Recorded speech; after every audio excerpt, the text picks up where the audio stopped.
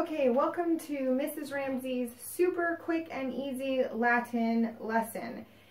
For those of you who are in my class at CC, you know that we didn't get a chance to really go over our Latin lesson the last time we were together in class. And since you have a long Christmas break in which to get this done, I thought I would go ahead and send you a video that would be like our lesson that we did in class so that you can catch up or help you grasp the material. I know that verbs are a little bit tricky, especially since we haven't been focusing on them for the last few weeks. We've been focusing on review and nouns. So we're going to get back into verbs and we're just going to dive in. So as you remember, Latin verbs are different than English verbs in that there's a lot more that goes into them. In English, we might say, I am going to the store. And in English, we have the word I, the word am, and the word going are 3 words. In Latin, all those 3 words would be combined into one word. It would all be wrapped up in there. So I like to think of it like a game of Clue. Like in the game of Clue, you have to figure out who did it in which room with which weapon, like Miss Scarlet in the library with the wrench. Well, in Latin, our verbs are like that as well. We have to remember that in this word, like laudabamus, or actually it would be laudabamus. See, I'm already making mistakes. Laudabamus. That there's a whole bunch of things wrapped up, some clues in there that we have to figure out. In the game of Clue, we only figure out 3 things. In Latin verbs, we figure out 5 things. We have to figure out in this word are the voice, mood, tense, number, and person. Now, there is a stem in this word, and then everything else attached to it is called conjugations. So in nouns, we call them declensions, and in verbs, we call them conjugations. In Latin, erase this real quick for a second. In Latin verbs, we have 4 principal parts, all right? 1, 2, 3, 4. And I'm not going to go over them right now, but we'll just suffice it to say that they're also different than English principal parts. English principal parts verbs, and this is what super confused me when I was first trying to figure this out. In English, you know, we have the infinitive, then we say the present, the past, the present participle, and the past participle. So we would say to eat, that's the infinitive. Eat, eats, that's the present. Ate would be past, then we'd say eating, and that's present participle, and then eaten, which is past participle. So those are the 4 principal parts of English verbs. In Latin, they don't build themselves like that. They're just almost like, you almost think of them as like centurions. They're like centurion soldiers. Each principal part is a centurion soldier that's in charge of its own, legion.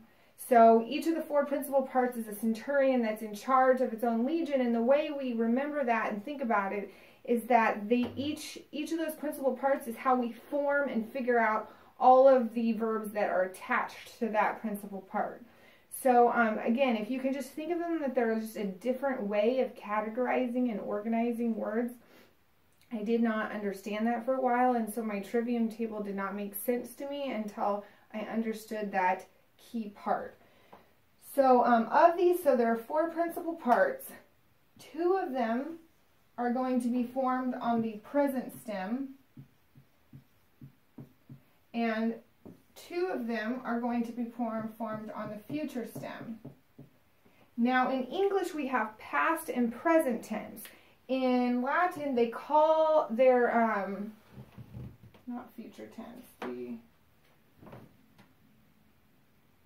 perfect tense, ignore this. Future is built off the present. Perfect. So in Latin, they call it perfect tense, and I researched and Googled why they call it perfect tense, and the way it was explained when I was reading in various textbooks and stuff is like perfect means it's completed, like it's done, it's finished.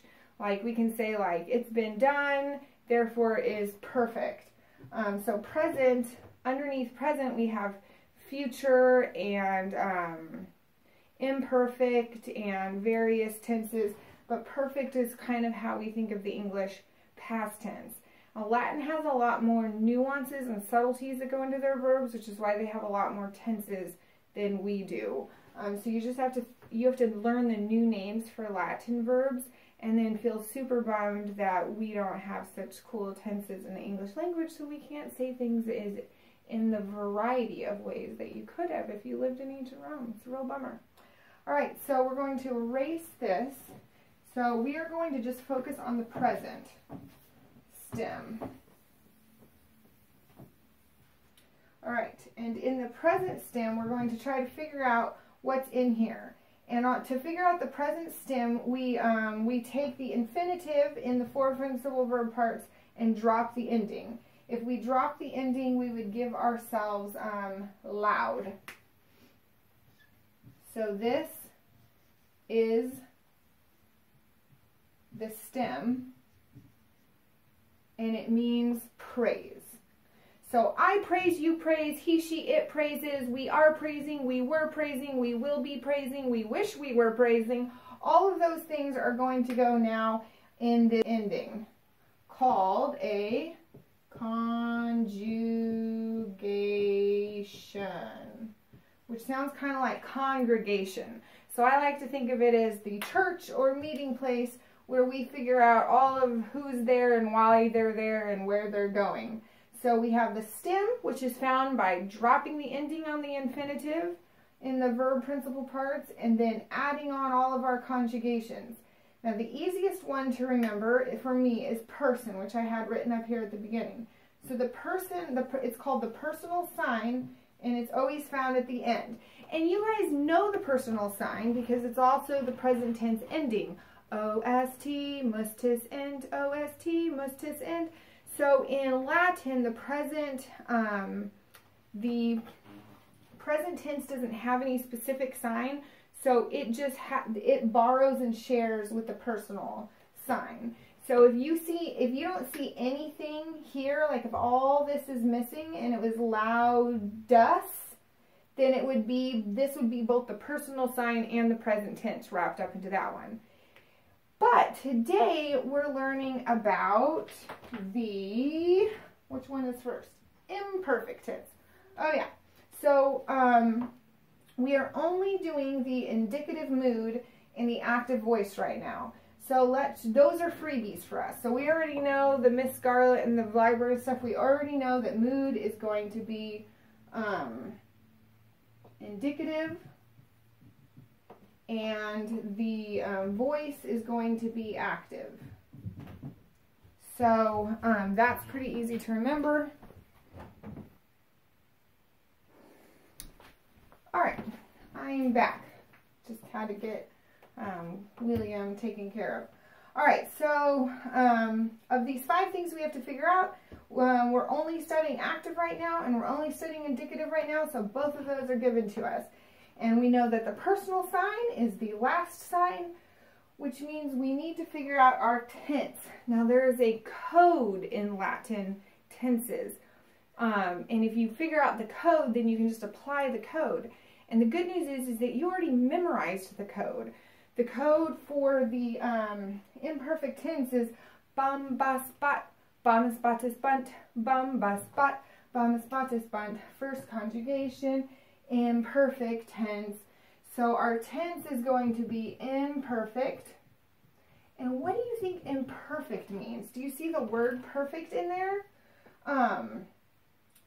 It's kind of like a version. Remember, perfect means past tense in Latin, kind of. So the way we remember it is you put a past tense sign in there, a word in there, but then you also have the present participle. So what's the present participle in English for praise? It's praising, right? So the imperfect would be I was praising. So it's past tense, but you're using the ing verb. So that's what they call in Latin imperfect tense.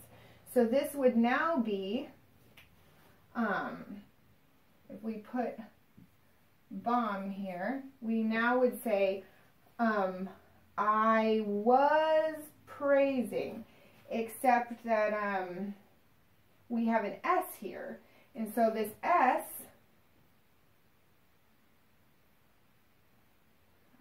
bomb. So this would be bombus, botus, bont, right? So it would be plural because we see bombus. So it would be plural. So we have, what would it be? Would it be we were praising, you were praising, or they were praising? Well, it's bombus, botus, bont would be first person, second person, third person. So it would be first person. So would it be we? And it's plural. So first person plural would be we. First person singular would be I. So it would be we were praising. And then this is called the A conjugation. And the A, so we know that it's plural because bombus, bot would be singular, bombus, botus, bont would be plural. Is this bombus, botus, bont would be plural, so we would put plural right here. So you just have to remember your foundation songs, but what you need to do on this Christmas break is figure out what those foundation songs mean. So this week for our Latin, we're doing bombus, bontus, bont, and bobus bit. So the magical sign that we're learning right this week is ba. So if you see a ba anywhere in a verb, it means it's imperfect tense. And remember, imperfect means you put it's kind of past tense. You put in the past tense verb with the present participle verb. So I was praying, I was praising, he was going to the store, to use our first example. So now there are 4 conjugations, right, of Latin verbs. Remember, in Latin nouns we have 5 declensions. We have the first declension, which is the A declension, and it's mostly feminine, right? Well, that's kind of like how the verbs are too. The first, except there are only 4 groups, and the first group is called the A group too, just like the nouns. So this is the A group, and I kind of like to think of it as like the bridge that tells us which group it is. Hello, I'm group A, also known as first conjugation. All right, so I think of it as like the bridge that tells you, it's like the stem, how the stem talks to all the conjugations over here. And so remember, in all this, the stem is found by dropping the infinitive. And in the stem, over here in the conjugation, we have all these 5 things: voice, mood, tense, number, and person. And the special magical sign for the imperfect tense is ba. Bom, bas, bot, bombus, bontus, bont. And the personal sign, which tells us, no, this is not plural. Ignore my other mistake. This would be first,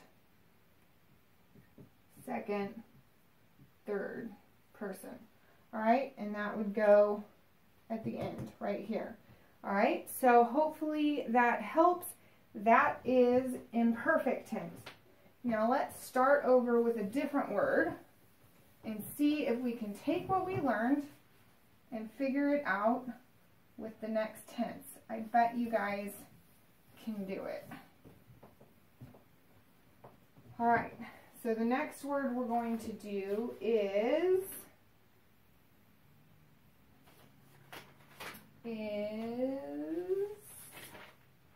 let me find it, future tense. Okay, so for future tense, let's take a word that we already know and say L-A-U-D. Now what's that? That means praise in Latin. And that is our stem. Now we're going to add some stuff to it. Laudabis. All right. Now what did I put in between the bis and the loud? I put the A, which means we already know that this is in the first conjugation because it's the A conjugation. And then we're going to go ahead and give ourselves our freebies. So our freebies, I'll change colors here. We already know that it is active voice, right? And we already know that it's indicative mood because we're not learning those yet. All right, so now we just have to figure out the tense, number, and person. All right, so the secret, let's talk about tense. So in the word that we just did, laudabamus, the secret code was ba. Well, the secret code for future tense is bit or bo. So it's this one right here. And if you see a verb that has bo or bit in it, then you know that it is future tense. And future tense is exactly how it sounds. It's something you will be doing in the future. So our last word was I was praising, or I was going to the store, or we were praising. In this case, it's something we're going to do. We will be praising, I will be praising, etc. It's something I shall praise. It's something you're going to do in the future. So we know it's something, it's someone's going to do some praising in the future. That's the future tense. So we'll put future here to help us remember that this is the future tense that we're learning. Bit. So we have laudabis. So we know that the tense now is what? Future. Because future is bobis bit, bimis bitis bunt. Alright, now I'm going to skip number and I'm going to go to person. So for the person, let's say sing them bo bisbit, bimis bitis bunt. Alright, so we go bo bis bit, so it's the second one. It's second person singular. So now we know singular and now we know second person. So what is second person going to be? You. So remember, it's future tense. So who will be praising? You will be, you will praise. All right, so this translates into you will praise. And the personal sign is that S right there. That tells us it is second person singular. It's still got the OST mustis int. So that OST, that's another thing I didn't realize, is that the OST mustis int, it like permeates throughout all of the present stems, at least the present stem that I know of, endings. So to review, there are 5 things wrapped up into every verb. There's always the stem that you can find by dropping the ending off the infinitive. Then we are learning the first conjugation, which is the A conjugation. And these 5 things that you find in there can all be found in the ending, which is called the conjugation. Thanks so much for joining me. I'll see you guys in class next time.